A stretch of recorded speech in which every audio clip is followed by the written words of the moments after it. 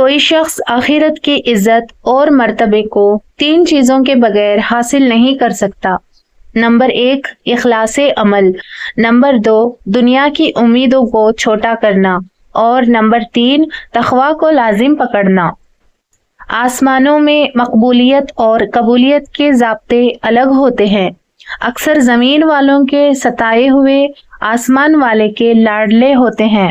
انسان گناہ پہ گناہ کرتا چلا جاتا ہے، اور جب سچے دل سے توبہ کرتا ہے، نیک اعمال کرتا ہے، برائیوں کو چھوڑ دیتا ہے، تو اللہ تعالیٰ اسے معاف کر دیتا ہے، اور اللہ تعالیٰ اس کی توبہ پر خوش ہوتا ہے۔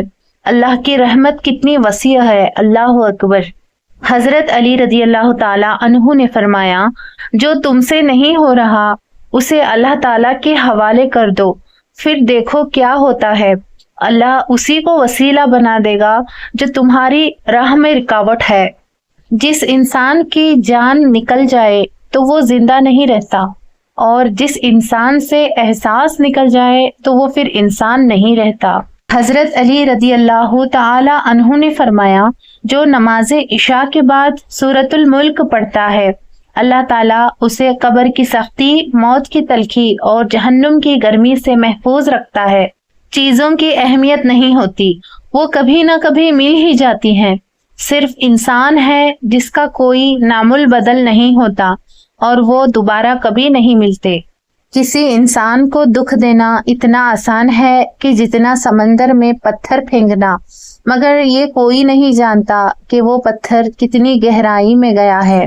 دنیا میں سب سے خوبصورت پودا محبت کا ہوتا ہے، جو زمین میں نہیں بلکہ دلوں میں اگتا ہے۔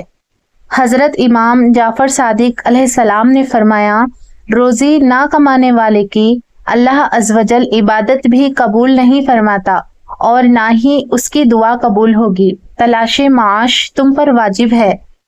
عارضی دنیا کے مکانات پیسوں سے بنتے ہیں، جو صرف امیر لوگ ہی بنا سکتے ہیں، اور آخرت کے محلات نیک اعمال سے جو غریب بھی بنا سکتے ہیں۔